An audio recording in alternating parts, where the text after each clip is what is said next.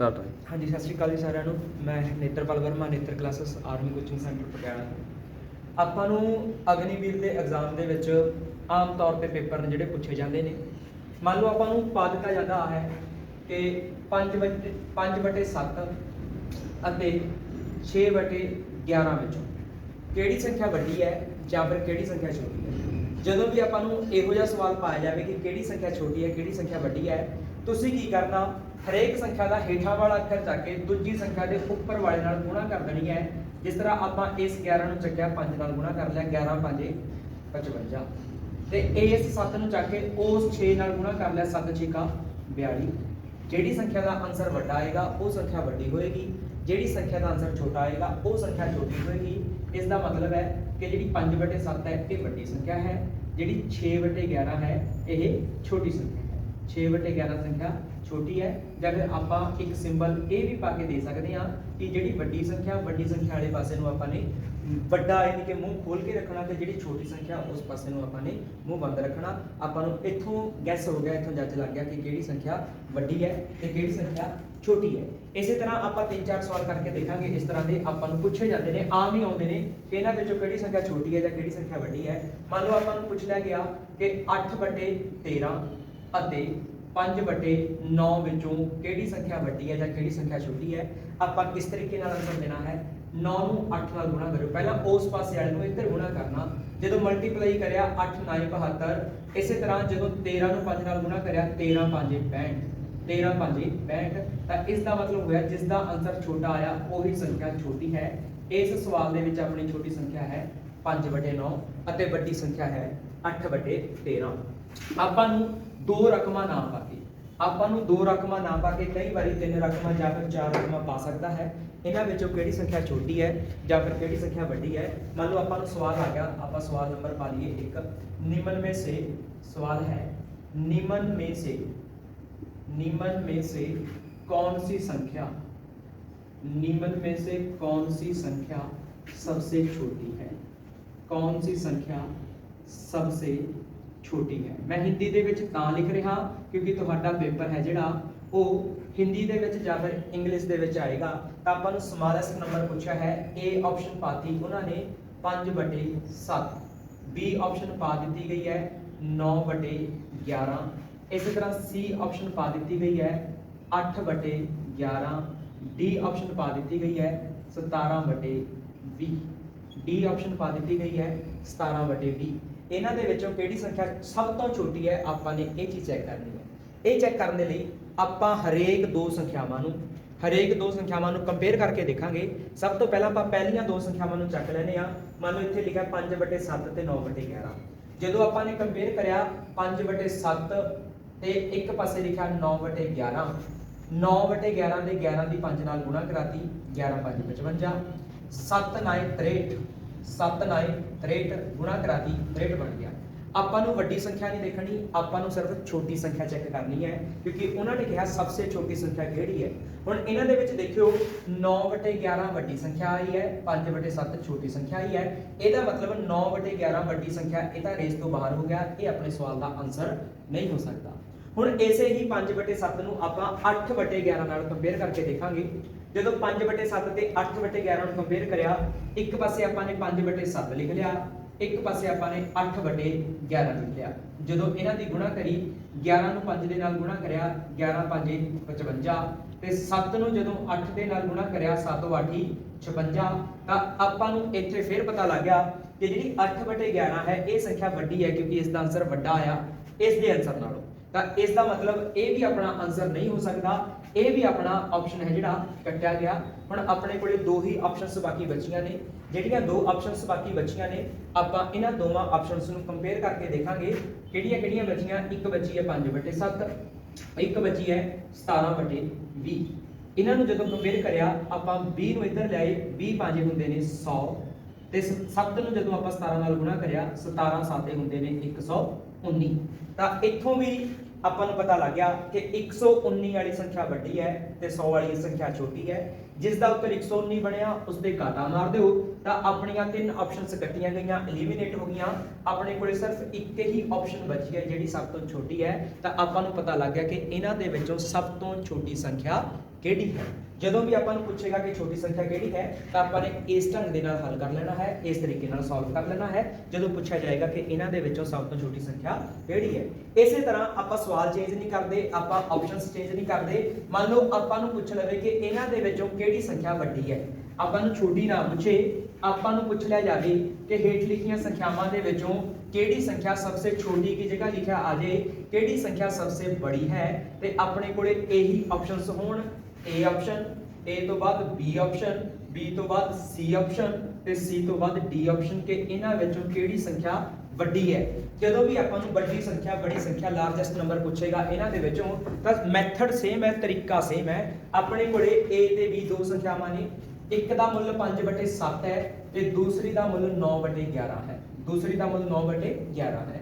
Same comparison करया 11 5 55 जो multiply करके देखा 7 9 63 7 9 63।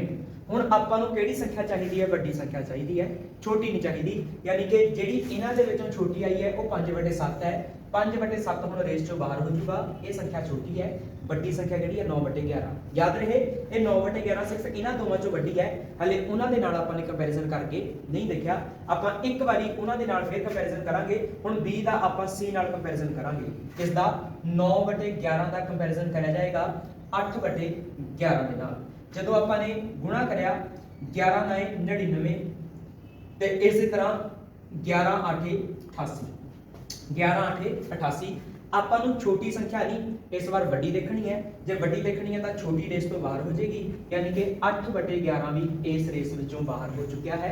ਹੁਣ ਆਪਣੇ ਕੋਲੇ ਦੋ ਹੀ ਰਕਮਾਂ ਬਚੀਆਂ ਨੇ 9/11 ਤੇ 17/20। ਹੁਣ 9/11 ਤੇ 17/20 ਦਾ ਜਦੋਂ ਆਪਾਂ ਨੇ ਫੇਰ ਕੰਪੈਰੀਜ਼ਨ ਕਰਕੇ ਦੇਖਿਆ, ਉਹੀ ਸੇਮ ਮੈਥਡ 20 ਨੂੰ 9 ਨਾਲ ਗੁਣਾ ਕਰਤਾ ਬਣ ਗਿਆ 180। 20 ਨੂੰ ਜਦੋਂ 9 ਨਾਲ ਗੁਣਾ ਕਰਿਆ ਬਣਿਆ 180। ਜਦੋਂ 11 ਨੂੰ 17 ਦੇ ਨਾਲ ਗੁਣਾ ਕਰਿਆ, ਦੇਖੋ ਇੱਥੇ ਕਈ ਵਾਰੀ ਬੱਚੇ ਗੁਣਾ ਕਰਨ ਲੱਗ ਜਾਂਦੇ ਨੇ, ਗੁਣਾ ਕਰਕੇ ਨਹੀਂ ਦੇਖਣਾ, ਡਾਇਰੈਕਟ ਹਿਸਾਬ ਲਾਓ ਕਿ ਜੇਕਰ ਆਪਾਂ 17 ਨੂੰ 10 ਨਾਲ ਗੁਣਾ ਕਰਦੇ ਤਾਂ 170 ਬਣਨਾ ਸੀ, ਪਰ ਇਹ 11 ਹੈ ਯਾਨੀ ਕਿ ਇੱਕ ਵੱਧ ਹੈ। ਜੇ ਇੱਕ ਵੱਧ ਹੈ ਤਾਂ ਇੱਕ ਵਾਰੀ 17 ਹੋਰ ਜੋੜ ਦਿਓ। 170 ਦੇ ਵਿੱਚ ਜਦੋਂ 17 ਜੋੜਾਂਗੇ ਤਾਂ ਬਣੇਗਾ 187 ਤੇ 11 ਗੁਣਾ 17 187 ਹੁੰਦੇ ਨੇ। ਆਪਾਂ ਨੂੰ ਲਿਖਿਆ ਹੈ सबसे बड़ी संख्या कौन सी है। ਆਪਾਂ ਨੂੰ ਕੀ ਪੁੱਛਿਆ सबसे बड़ी संख्या कौन सी है।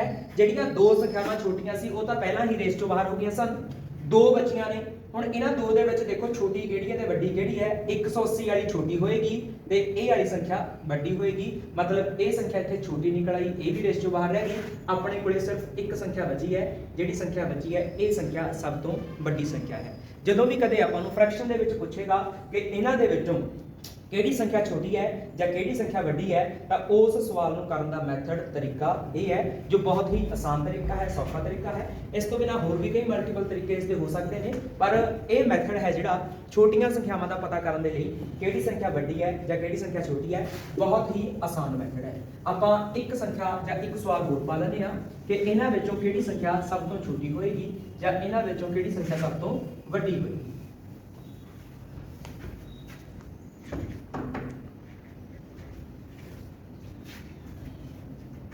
सवाल है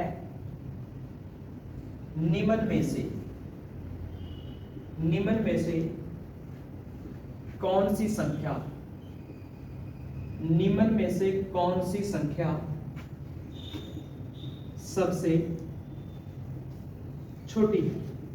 निम्न में से कौन सी संख्या सबसे छोटी है। ए ऑप्शन है 5/12, बी ऑप्शन है 6/17, सी ऑप्शन है 3/8, डी ऑप्शन है 2/5। ਇਹਨਾਂ ਵਿੱਚੋਂ ਕਿਹੜੀ ਸੰਖਿਆ ਵੱਡੀ ਹੈ, ਕਿਹੜੀ ਸੰਖਿਆ ਛੋਟੀ ਹੈ, ਕੁਝ ਵੀ ਪੁੱਛਿਆ ਜਾ ਸਕਦਾ। ਆਪਾਂ ਨੂੰ ਪੁੱਛਿਆ ਗਿਆ सबसे छोटी, ਆਪਾਂ ਨੂੰ ਪੁੱਛਿਆ ਗਿਆ ਹੈ सबसे छोटी। ਜਦੋਂ ਵੀ ਆਪਾਂ ਨੇ ਸਭ ਤੋਂ ਛੋਟੀ ਸੰਖਿਆ ਦੱਸਣੀ ਹੈ ਤਾਂ ਉਹੀ ਸੇਮ ਕੰਪੈਰੀਜ਼ਨ 5/12 ਤੇ ਇੱਕ ਪਾਸੇ ਹੈ 6/17। ਪਹਿਲੀਆਂ ਦੋਆਂ ਦਾ ਕੰਪੈਰੀਜ਼ਨ ਕਰਾਇਆ। ਜਦੋਂ ਦੋਆਂ ਦਾ ਕੰਪੈਰੀਜ਼ਨ ਕਰਾਇਆ 17 5 85, 12 छिके 72, 12 छिके 72। ਆਪਾਂ ਨੇ ਛੋਟੀ ਦੇਖਣੀ ਹੈ, ਵੱਡੀ ਨੂੰ ਰੇਸ ਚੋਂ ਬਾਹਰ ਕੱਢ ਦਿਓ। ਇਹਨਾਂ ਦੋਵਾਂ ਦੇ ਵਿੱਚ ਵੱਡੀ ਸੰਖਿਆ ਕਿਹੜੀ ਹੈ? 85 ਵਾਲੀ, ਯਾਨੀ ਕਿ 5/12 ਵੱਡੀ ਹੈ, ਇਹ ਰੇਸ ਚੋਂ ਬਾਹਰ ਨਿਕਲ ਗਿਆ। ਇਹ ਸੰਖਿਆ 6/17 ਇਹ ਹਲੇ ਛੋਟੀ ਹੈ, ਪਰ ਕਿਹਨਾਂ ਚੋਂ? ਪਹਿਲੀਆਂ ਦੋਵਾਂ ਚੋਂ। ਹੁਣ ਦੂਸਰੀ ਤੇ ਤੀਸਰੀ ਦਾ ਕੰਪੈਰੀਜ਼ਨ ਕਰਕੇ ਦੇਖਾਂਗੇ, ਯਾਨੀ ਕਿ ਇੱਕ ਪਾਸੇ 6/17 ਰੱਖਾਂਗੇ, ਇੱਕ ਪਾਸੇ ਰੱਖਾਂਗੇ 3/8। ਜਦੋਂ ਆਪਾਂ ਨੇ ਚੈੱਕ ਕਰਿਆ 8 ਛਿੱਕਾ 48, 17 ਤੀਏ 51, 17 ਤੀਏ 51। ਆਪਾਂ ਨੂੰ ਛੋਟੀ ਦੇਖਣੀ ਹੈ, ਜੇ ਛੋਟੀ ਦੇਖਣੀ ਹੈ ਵੱਡੀ ਰੇਸ ਚੋਂ ਬਾਹਰ ਕਰ ਦਿਓ। ਵੱਡਾ ਉੱਤਰ ਕਿਸ ਦਾ ਆਇਆ ਹੈ? 3/8 ਦਾ ਉੱਤਰ ਵੱਡਾ ਆਇਆ ਹੈ, ਯਾਨੀ ਕਿ 3/8 ਵੱਡੀ ਹੈ। ਇਹ ਨਹੀਂ ਆਪਾਂ ਨੇ ਦੇਖਣੀ, ਛੋਟੀ ਪਹਿਲੀਆਂ ਤਿੰਨਾਂ ਦੇ ਵਿੱਚੋਂ B ਹੈ। ਇਸੇ ਤਰ੍ਹਾਂ ਹੁਣ B ਤੇ D ਦੋ ਆਪਸ਼ਨਸ ਬਚੀਆਂ ਨੇ, ਇਹਨਾਂ ਨੂੰ ਚੈੱਕ ਕਰੋ। ਆਪਾਂ ਨੇ 6/17 ਤੇ ਇੱਕ ਪਾਸੇ 2/5 ਨੂੰ ਲਿਖ ਕੇ ਜਦੋਂ ਚੈੱਕ ਕਰਿਆ, 5 ਛਿੱਕਾ 30, 17 ਦੂਣੀ 34, ਯਾਨੀ ਕਿ ਇਹ ਸੰਖਿਆ ਤਾਂ ਵੱਡੀ ਹੈ, ਇਹ ਸੰਖਿਆ ਹਲੇ ਵੀ ਛੋਟੀ ਹੈ। ਵੱਡੀ ਨੂੰ ਗੇਮ ਚੋਂ ਬਾਹਰ ਕਰ ਦਿਓ, ਛੋਟਾ ਆਪਣਾ ਆਨਸਰ ਹੈ। ਆਪਣੇ ਸਵਾਲ ਦਾ ਆਨਸਰ ਹੈ 6/17। ਜਦੋਂ ਵੀ ਤੁਹਾਨੂੰ ਫ੍ਰੈਕਸ਼ਨ ਦੇ ਵਿੱਚ ਪੁੱਛਿਆ ਜਾਏਗਾ ਕਿਹੜੀ ਸੰਖਿਆ ਛੋਟੀ ਹੈ, ਤਾਂ ਫਿਰ ਆਪਾਂ ਨੇ ਕੀ ਕਰਨਾ? 2 ਦਾ ਕੰਪੈਰੀਜ਼ਨ ਕਰਾਉਂਦੇ ਜਾਣਾ ਹੈ ਤੇ ਬਾਅਦ ਦੇ ਵਿੱਚ ਜਿਹੜੀਆਂ ਵੱਡੀਆਂ ਹੋਈਆਂ ਉਹਨਾਂ ਨੂੰ ਛੱਡਦੇ ਜਾਣਾ ਹੈ। ਜੇਕਰ ਵੱਡੀ ਦੱਸਣੀ ਹੁੰਦੀ ਤਾਂ ਆਪਾਂ 2 ਦਾ ਕੰਪੈਰੀਜ਼ਨ ਕਰਾਉਂਦੇ, ਛੋਟੀ ਨੂੰ ਛੱਡਦੇ ਜਾਂਦੇ ਤੇ ਵੱਡੀ ਕੋਲੇ ਆਪਾਂ ਆਪਣੇ ਆਪ ਹੀ ਪਹੁੰਚ ਜਾਣਾ ਸੀ। ਤਾਂ ਵੱਡੀ ਤੇ ਛੋਟੀ ਸੰਖਿਆ ਦੱਸਣ ਦਾ ਮੈਥਡ ਇਹੀ ਹੈ। ਇਸੇ ਹੀ ਸਵਾਲ 'ਚ ਉਹੀ ਮਾਮੂਲੀ ਚੇਂਜ ਆਪਾਂ ਫੇਰ ਕਰਾਂਗੇ। ਮਾਮੂਲੀ ਚੇਂਜ ਕੀ ਹੈ? ਮੰਨ ਲਓ ਆਪਾਂ ਨੂੰ ਪੁੱਛਿਆ ਜਾਵੇ ਕਿ ਇਹਨਾਂ ਸੰਖਿਆਵਾਂ ਦੇ ਵਿੱਚੋਂ ਕਿਹੜੀ ਸੰਖਿਆ ਵੱਡੀ ਹੈ। ਇਹੀ ਆਪਾਂ ਆਪਸ਼ਨਾਂ ਫਿਰ ਸੇਮ ਰੱਖ ਲਈਆਂ, A B C D, ਇਹੀ ਆਪਸ਼ਨਸ ਨੇ। ਤੇ ਆਪਾਂ ਨੂੰ ਛੋਟੀ ਦੀ ਥਾਂ ਤੇ ਲਿਖ ਦਿੱਤਾ ਜਾਵੇ, ਮੰਨ ਲਓ ਇਸ ਥਾਂ ਤੇ ਲਿਖ ਦਿੱਤਾ ਗਿਆ कि इन्हां दे विचों केड़ी संख्या है जो सबसे बड़ी है, निम्न में से कौन सी संख्या है जो सबसे बड़ी है। तो इस सवाल नूं करन दा तरीका फिर वही है, फिर सेम है। पहला दोवां नूं कंपेयर कराया, जदों कंपैरिजन करया 5/12 ਅਤੇ 6/17 ਦਾ, 5/12 ਅਤੇ 6/17 ਦਾ, 17 5 85, 12 6 72, 12 6 72। ਆਪਾਂ ਨੂੰ ਵੱਡੀ ਦੱਸਣੀ ਹੈ, ਜੇ ਵੱਡੀ ਦੱਸਣੀ ਹੈ ਛੋਟੀ ਛੱਡਾਂਗੇ। जिस दा वड्डा उत्तर आया वड्डी, जिस दा छोटा उत्तर आया छोटी, मतलब 6/17 का उत्तर छोटा आया, ये छोटी है, इनू कट दिओ। पिछे मेरे कोले 1 2 3 रकमां बच गईयां। हुण उसे ही 5/12 का कंपैरिजन आपां तीसरी संख्या 3/8 दे नाल करके देखांगे। जदों कंपैरिजन करया 8 5 40, 12 3 36, 12 3 36, ਵੱਡੀ ਦੱਸਣੀ ਹੈ, ਛੋਟੀ ਛੱਡਾਂਗੇ। ਛੋਟਾ ਉੱਤਰ ਇਸ ਦਾ ਆਇਆ, ਮਤਲਬ ਇਸ ਨੂੰ ਛੱਡਾਂਗੇ, ਇਹ ਛੱਡ ਦਿੱਤਾ। ਪਹਿਲੀ ਤਿੰਨਾਂ ਦੇ ਵਿੱਚੋਂ ਹਲੇ ਵੀ ਵੱਡੀ ਕੌਣ ਹੈ? 5/12 ਹੈ। ਹੁਣ ਪਹਿਲੇ ਤੇ ਚੌਥੇ ਦਾ ਕੰਪੈਰੀਜ਼ਨ ਕਰਕੇ ਦੇਖਿਆ, ਇਸ ਪਾਸੇ ਕਰ ਲੈਂਦੇ ਆ। ਇੱਕ ਹੈ 5/12, ਇੱਕ ਹੈ 2/5। ਜਦੋਂ ਕੰਪੇਅਰ ਕਰਿਆ 5 5 25 ਬਣ ਗਏ। ਜਦੋਂ ਇੱਧਰ ਕੰਪੇਅਰ ਕਰਿਆ 12 दूनी 24 ਬਣ ਗਏ। पर ਆਪਾਂ ਛੋਟੀ ਤਾਂ ਛੱਡਣੀ ਹੈ ਕਿਉਂਕਿ ਵੱਡੀ ਆਨਸਰ ਜਿਹੜਾ ਹੈ, ਤਾਂ ਇਸ ਦਾ ਮਤਲਬ 2/5 ਹੈ, ਇਹ ਇਸ ਤੋਂ ਛੋਟੀ ਹੈ। ਤਾਂ ਫਿਰ ਵੱਡਾ ਆਨਸਰ ਕੀ ਆਇਆ? 5/12 ਦਾ ਆਇਆ। ਆਪਣੇ ਇਹਨਾਂ ਸਵਾਲਾਂ ਦੇ ਵਿੱਚ ਜਿਹੜੀ ਵੱਡੀ ਸੰਖਿਆ ਆਈ, ਵੱਡਾ ਆਨਸਰ ਆਇਆ, ਉਹ ਕਿੰਨਾ ਹੈ? 5/12 ਹੈ। ਇਹ ਜਿਹੇ ਸਵਾਲ ਅਗਨੀਵੀਰ ਦੇ ਪੇਪਰ ਦੇ ਵਿੱਚ, ਚਾਹੇ ਤੁਸੀਂ ਆਰਮੀ ਦਾ ਪੇਪਰ ਦੇ ਰਹੇ ਹੋ, ਚਾਹੇ ਤੁਸੀਂ ਨੇਵੀ ਦਾ ਪੇਪਰ ਦੇ ਰਹੇ ਹੋ, ਚਾਹੇ ਤੁਸੀਂ 에ਅਰ ਫੋਰਸ ਦਾ ਪੇਪਰ ਦੇ ਰਹੇ ਹੋ, ਇਸ ਤੋਂ ਬਿਨਾਂ ਹੋਰ ਵੀ ਕੋਈ ਪੰਜਾਬ ਜੌਬਸ ਦੇ ਤੁਸੀਂ ਪੇਪਰ ਦੇ ਰਹੇ ਹੋ, ਐਸਐਸਸੀ ਜੀਡੀ ਦਾ ਕੋਈ ਪੇਪਰ ਦੇ ਰਹੇ ਹੋ, ਤਾਂ ਇਹਨਾਂ ਪੇਪਰਾਂ ਦੇ ਵਿੱਚ ਆਮ ਤੌਰ ਤੇ ਇਹੋ ਜਿਹੇ ਸਵਾਲ ਪੁੱਛ ਲਏ ਜਾਂਦੇ ਨੇ ਕਿ ਹੇਠਾਂ ਲਿਖੀਆਂ ਗਈਆਂ ਸੰਖਿਆਵਾਂ ਦੇ ਵਿੱਚੋਂ ਕਿਹੜੀ ਸੰਖਿਆ ਵੱਡੀ ਹੈ ਜਾਂ ਕਿਹੜੀ ਸੰਖਿਆ ਛੋਟੀ ਹੈ। ਸਮਾਲੈਸਟ ਨੰਬਰ ਔਰ ਹਾਈਐਸਟ ਨੰਬਰ ਹੈ ਜਿਹੜਾ ਆਪਾਂ ਨੂੰ ਪੁੱਛ ਲਿਆ ਜਾਂਦਾ। ਜਦੋਂ ਵੀ ਇਸ ਤਰ੍ਹਾਂ ਪੁੱਛੇਗਾ ਫ੍ਰੈਕਸ਼ਨਸ ਨੂੰ, ਬੱਟਿਆਂ ਵਾਲੀਆਂ ਰਕਮਾਂ ਨੂੰ, ਭਿੰਨ ਵਾਲੀਆਂ ਰਕਮਾਂ ਨੂੰ, ਤਾਂ ਆਪਾਂ ਨੇ ਕੰਪੇਅਰ ਕਰਕੇ ਦੇਖ ਲੈਣਾ ਹੈ। ਜਦੋਂ ਆਪਾਂ ਨੂੰ ਵੱਡੀ ਪੁੱਛੇਗਾ ਤਾਂ ਛੋਟੀਆਂ ਛੱਡਦੇ ਚੱਲਾਂਗੇ, ਤੇ ਜਦੋਂ ਵੀ ਆਪਾਂ ਨੂੰ ਛੋਟੀਆਂ ਪੁੱਛੇਗਾ ਤਾਂ ਆਪਾਂ ਵੱਡੀਆਂ ਛੱਡਦੇ ਚੱਲਾਂਗੇ। ਇਹ ਇੱਕ ਨਾਰਮਲ ਜਾਂ ਇੱਕ ਛੋਟਾ ਜਿਹਾ ਕੁਐਸਚਨ ਸੀ, ਕੋਈ ਜ਼ਿਆਦਾ ਦਿਮਾਗ ਇਹਦੇ ਲਗਾਉਣ ਦੀ ਲੋੜ ਨਹੀਂ। ਬਸ ਇੱਕ ਵਾਰੀ ਜੇ ਸਮਝ ਲਿਆ ਤਾਂ ਤੁਹਾਡੇ ਦਿਮਾਗ ਦੇ ਵਿੱਚ ਆ ਜਾਣਾ, ਤੇ ਤੁਸੀਂ ਇਸ ਸਵਾਲ ਨੂੰ ਆਸਾਨੀ ਨਾਲ ਕਰ ਸਕਦੇ ਹੋ। ਤੇ ਆਸਾਨੀ ਨਾਲ ਕਰਕੇ ਜਿਹੜੇ ਜੀਡੀ ਵਾਲੇ ਵਿਦਿਆਰਥੀ ਨੇ ਜਾਂ ਟ੍ਰੇਡਮੈਨ ਵਿਦਿਆਰਥੀ ਨੇ, ਉਹ ਆਪਣੇ 2 ਨੰਬਰ ਪੱਕੇ ਕਰ ਸਕਦੇ ਨੇ, ਤੇ ਕਲਰਕੀ ਵਾਲੇ ਵਿਦਿਆਰਥੀ ਆਪਣੇ 4 ਨੰਬਰ ਪੱਕੇ ਕਰ ਸਕਦੇ ਨੇ। ਇਸ ਤੋਂ ਬਿਨਾਂ ਆਪਾਂ ਨੂੰ ਹੋਰ ਸਵਾਲ ਕਿਸ ਤਰ੍ਹਾਂ ਦੇ ਆ ਜਾਂਦੇ ਨੇ। ਮੰਨ ਲਓ ਆਪਾਂ ਨੂੰ ਸਵਾਲ ਪਾ ਦਿੱਤੇ ਗਏ कि किसी मीटिंग में, अपन कहा गया किसी मीटिंग में 8 लोग इकट्ठे हुए, 8 लोग इकट्ठे हुए। अगर सभी ने एक दूसरे के साथ अगर सभी ने एक दूसरे के साथ हाथ मिलाए हों, एक दूसरे के साथ हाथ मिलाए हों, तो बताओ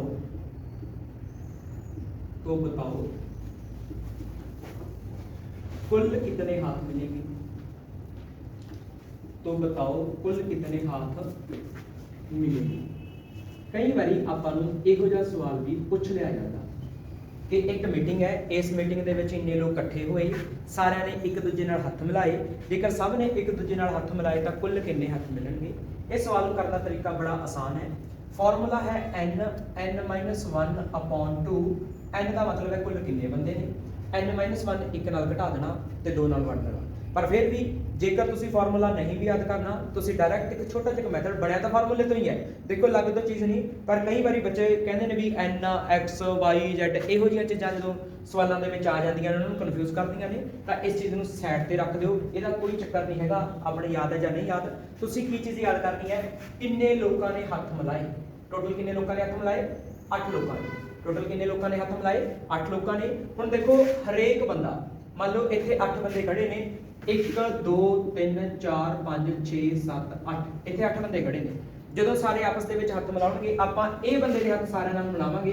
ਇਹਨੇ ਇੱਕ ਬੰਦੇ ਨਾਲ ਹੱਥ ਮਿਲਾਇਆ, 2 ਨਾਲ ਹੱਥ ਮਿਲਾਏ, 3 ਨਾਲ, 4 ਨਾਲ, 5 ਨਾਲ, 6 ਨਾਲ, 7 ਨਾਲ, ਯਾਨੀ ਕਿ ਹਰੇਕ ਬੰਦੇ ਨੇ ਕਿੰਨੇ ਕਿੰਨੇ ਬੰਦੇ ਨਾਲ ਹੱਥ ਮਿਲਾਏ? 7 ਨਾਲ ਮਿਲਾਏ। ਯਾਨੀ ਕਿ ਬੰਦੇ 8 ਸੀ, ਹਰੇਕ ਬੰਦੇ ਨੇ 7 ਬੰਦਿਆਂ ਨਾਲ ਹੱਥ ਮਿਲਾਏ, ਤੇ ਇੱਕ ਵਾਰ ਦੇ ਵਿੱਚ ਕੁੱਲ ਕਿੰਨੇ ਹੱਥ ਮਿਲਦੇ ਹਨ? 2 ਹੱਥ ਮਿਲਦੇ ਹਨ। 2 ਨਾਲ ਵੰਡ ਦੇਣਾ। ਜਦੋਂ 2 ਨਾਲ ਵੰਡਿਆ, ਕੱਟਣ ਤੋਂ ਬਾਅਦ ਆਪਣਾ 2 ਨਾਲ ਕੱਟਿਆ ਗਿਆ 4, ਉੱਤਰ ਕਿੰਨਾ ਆ ਗਿਆ? 7 ਚੌਕਾ 28। ਜਦੋਂ 8 ਬੰਦੇ ਆਪਸ ਦੇ ਵਿੱਚ ਮਿਲਣਗੇ, ਸਾਰੇ ਬੰਦੇ ਇੱਕ ਦੂਜੇ ਨਾਲ ਹੱਥ ਮਿਲਾਉਣਗੇ, ਤਾਂ ਕੁੱਲ ਮਿਲੇ ਹੋਏ ਹੱਥਾਂ ਦੀ ਗਿਣਤੀ ਕਿੰਨੀ ਹੋਏਗੀ? 28 ਹੋਏਗੀ। ਬੜਾ ਸਿੰਪਲ ਔਰ ਸਧਾਰਨ ਜਿਹੇ ਤਰੀਕੇ ਨਾਲ ਤੁਸੀਂ ਇਸ ਚੀਜ਼ ਨੂੰ ਯਾਦ ਕਰੋ ਕਿ ਜਿੰਨੇ ਬੰਦੇ ਕਹੇਗਾ ਆਪਾਂ ਨੂੰ, ਜਿੰਨੇ ਵੀ ਬੰਦੇ ਕਹੇਗਾ ਕਿ ਇੰਨੇ ਬੰਦੇ ਮਿਲੇ ਨੇ, ਕੁੱਲ ਕਿੰਨੇ ਹੱਥ ਮਿਲਣਗੇ? ਆਪਾਂ ਨੇ ਕੀ ਕਰਨਾ? ਜਿੰਨੇ ਬੰਦੇ ਸੀ ਉਸ ਨੂੰ ਗੁਣਾ ਕਰ ਦੇਣਾ ਹੈ, 1 ਘਟਾ ਕੇ ਤੇ 2 ਨਾਲ ਵੰਡ ਦੇਣਾ ਹੈ। ਜਦੋਂ 2 ਨਾਲ 8 ਕੱਟਿਆ, ਕੱਟ ਕੇ ਆ ਗਿਆ 4, 7 ਚੌਕਾ 28, ਤਾਂ ਕਿੰਨੇ ਹੱਥ ਮਿਲੇ? 28।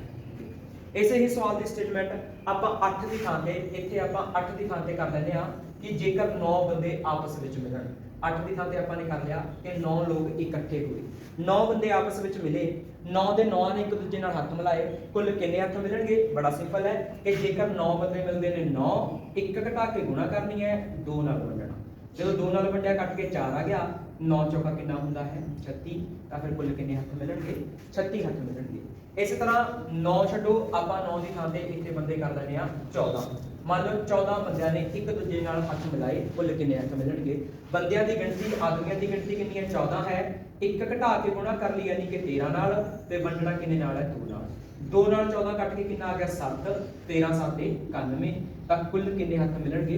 91 ਹੱਥ ਮਿਲਣਗੇ। 91 ਵਾਰ ਹੱਥ ਮਿਲਾਈ ਜਾਣਗੇ। ਇਹੋ ਜਿਹੇ ਸਵਾਲ ਵੀ ਆਪਾਂ ਨੂੰ ਆਮ ਤੌਰ ਤੇ ਪੇਪਰ 'ਚ ਪੁੱਛੇ ਜਾਂਦੇ ਨੇ। ਹਾਲਾਂਕਿ ਕਿਸੇ ਟੌਪਿਕ ਦੇ ਵਿੱਚ ਨਹੀਂ ਇੱਦਾਂ ਇਹਨਾਂ ਨੂੰ ਗਿਣਦੇ, ਕਈ ਵਾਰੀ ਮਿਸ ਵੀ ਹੋ ਜਾਂਦੇ ਨੇ ਸਿਲੇਬਸ ਕੰਪਲੀਟ ਕਰਾਉਣ ਲੱਗੇ, ਪਰ ਫਿਰ ਵੀ ਇਹੋ ਜਿਹੇ ਸਵਾਲ ਆਮ ਤੌਰ ਤੇ, ਕਿਉਂਕਿ ਛੋਟੇ ਛੋਟੇ ਸਵਾਲ ਨੇ, ਇਹਨਾਂ ਦੇ ਵਿੱਚ ਛੋਟੀਆਂ ਛੋਟੀਆਂ ਚੀਜ਼ਾਂ ਨੇ, ਕਿਤੇ ਨਾ ਕਿਤੇ ਕਦੇ ਨਾ ਕਦਾਈ ਪੁੱਛ ਲਏ ਜਾਂਦੇ ਨੇ। ਸਿੰਪਲ ਚੀਜ਼ਾਂ ਨੇ, ਇੱਕ ਵਾਰੀ ਕਰੋਗੇ ਤਾਂ ਮੁੜ ਕੇ ਤੁਹਾਨੂੰ ਕਰਨ ਦੀ ਲੋੜ ਨਹੀਂ ਪੈਣੀ, ਯਾਦ ਹੋ ਜਾਣਗੇ। ਕਦੇ ਵੀ ਤੁਸੀਂ ਕੋਈ ਵੀ ਪੇਪਰ ਦੇ ਰਹੇ ਹੋ, ਉਸ ਦੇ ਵਿੱਚ ਇਹ ਸਵਾਲ ਪੁੱਛਿਆ ਗਿਆ ਤਾਂ ਤੁਸੀਂ सॉल्व कर सकते हो। मान लो अपन कहेगा यदि किसी मीटिंग में कुछ लोग इकट्ठे हुए हों, कुछ लोग इकट्ठे हुए हों और सभी एक दूसरे से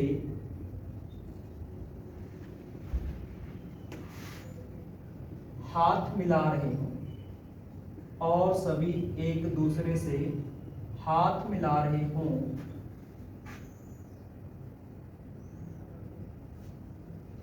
कुल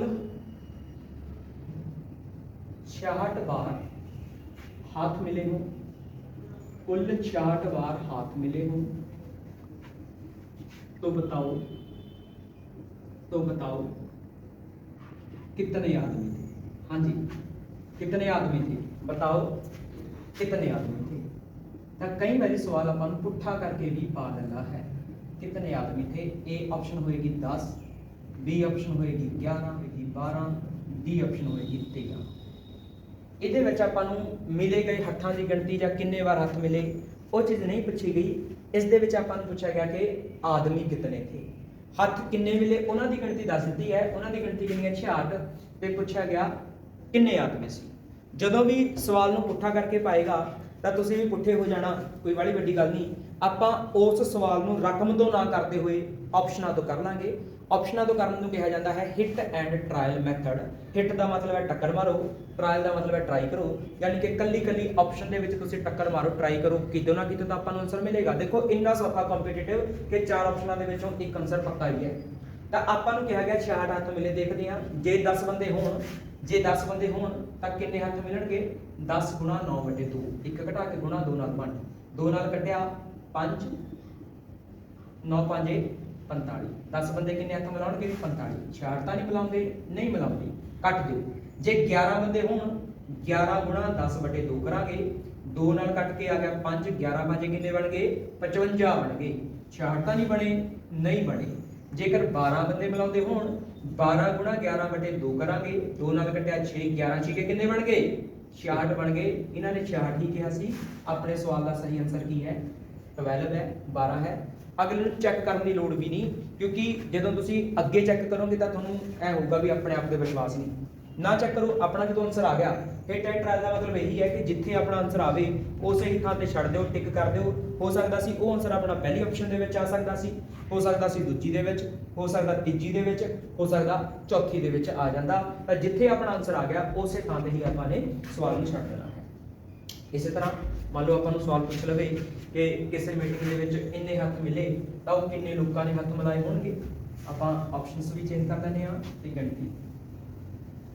ਮੰਨ ਲਓ ਆਪਾਂ ਨੂੰ ਕਿਹਾ ਗਿਆ ਕੁੱਲ 105 ਵਾਰ ਹੱਥ ਮਿਲੇ। ए ऑप्शन है 13, बी ऑप्शन है 15, सी ऑप्शन है 14, डी ऑप्शन है 16। ਜਦੋਂ ਆਪਾਂ ਸਵਾਲ ਨੂੰ ਸੋਲਵ ਕਰਨ ਲੱਗੇ ਇੱਥੇ ਕਿਹਾ ਗਿਆ 13 ਬੰਦੇ ਨੇ। 13 ਬੰਦਿਆਂ ਦੇ ਕਿੰਨੇ ਹੱਥ ਮਿਲਣਗੇ? 13 ਗੁਣਾ 12/2, 2 ਨਾਲ 12 ਕੱਟ ਕੇ 6 ਆ ਗਿਆ। 13 6 ਕਿੰਨੇ ਹੁੰਦੇ ਨੇ? 78 ਹੁੰਦੇ ਨੇ। ਆਪਾਂ ਨੂੰ ਤਾਂ 105 ਕਿਹਾ ਭਾਈ, ਇਸ ਕਰਕੇ ਆਪਾਂ ਇਹ ਆਨਸਰ ਨਹੀਂ ਲਾ ਸਕਦੇ। ਅਗਲੀ ਵਾਰ 15 ਬੰਦੇ ਸੀ। 15 ਗੁਣਾ 14 ਯਾਨੀ ਕਿ ਘਟਾ ਕੇ 2 ਨਾਲ ਵੰਡਿਆ, 2 ਨਾਲ ਵੰਡਿਆ 7 ਆ ਗਿਆ। 15 7 ਕਿੰਨੇ ਹੁੰਦੇ ਨੇ? 105 ਹੁੰਦੇ ਨੇ। ਇੰਨੇ ਹੀ ਤਾਂ ਇਹਨੇ ਕਿਹਾ ਸੀ। ਇਸ ਦਾ ਮਤਲਬ ਆਪਣੇ ਸਵਾਲ ਦਾ ਆਨਸਰ ਕੀ ਹੈ? ਬੀ ਆਨਸਰ ਹੈ। ਆਪਾਂ ਨੂੰ ਸੀ ਔਰ ਡੀ ਸਵਾਲ ਹੈ ਜਿਹੜਾ ਚੈੱਕ ਕਰਨ ਦੀ ਵੀ ਲੋੜ ਨਹੀਂ, ਇਹ ਆਪਣੇ ਸਵਾਲ ਦਾ ਆਨਸਰ ਆ ਗਿਆ। ਤਾਂ ਇਹੋ ਜਿਹੇ ਸਵਾਲ ਆਮ ਤੌਰ ਤੇ ਆਪਾਂ ਨੂੰ ਪੇਪਰ ਦੇ ਵਿੱਚ ਪੁੱਛ ਲਏ ਜਾਂਦੇ ਨੇ। ਹੱਥ ਨਾ ਮਿਲਾ ਕੇ ਕਈ ਵਾਰੀ ਹੱਥਾਂ ਦੀ ਥਾਂ ਤੇ ਆਪਾਂ ਨੂੰ ਹੋਰ ਤਰੀਕੇ ਦਾ ਸਵਾਲ ਪਾ ਲੈਂਦਾ ਹੈ। ਮੰਨ ਲਓ ਆਪਾਂ ਨੂੰ ਕਿਹਾ ਜਾਵੇ ਕਿ ਕਿਸੇ ਖੇਡ ਪ੍ਰਤੀਯੋਗਤਾ ਦੇ ਵਿੱਚ, ਕੋਈ ਖੇਡ ਪ੍ਰਤੀਯੋਗਤਾ ਹੈ, ਕੋਈ ਟੂਰਨਾਮੈਂਟ ਹੈ, ਉਸ ਟੂਰਨਾਮੈਂਟ ਦੇ ਵਿੱਚ ਕਿੰਨੀਆਂ ਟੀਮਸ ਨੇ ਜਿਹੜਾ ਭਾਗ ਲਿਆ, ਤਾਂ ਟੋਟਲ ਮੈਚ ਕਿੰਨੇ ਹੋਏ, ਇਸ ਤਰ੍ਹਾਂ ਦੇ ਸਵਾਲ ਵੀ ਆਪਾਂ ਨੂੰ ਪੁੱਛੇਗਾ। ਆਪਾਂ ਨੂੰ ਕਹੇਗਾ किसी खेल प्रतियोगिता में, किसी खेल प्रतियोगिता, किसी खेल प्रतियोगिता में 8 टीमों ने भाग लिया, 8 टीमों ने भाग लिया। यदि सभी टीमों ने, यदि सभी टीमों ने एक दूसरे से, यदि सभी टीमों ने एक दूसरे से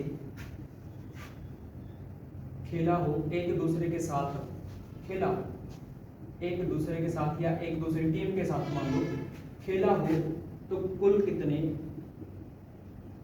तो कुल कितने मैच होंगे, तो कुल कितने मैच होंगे।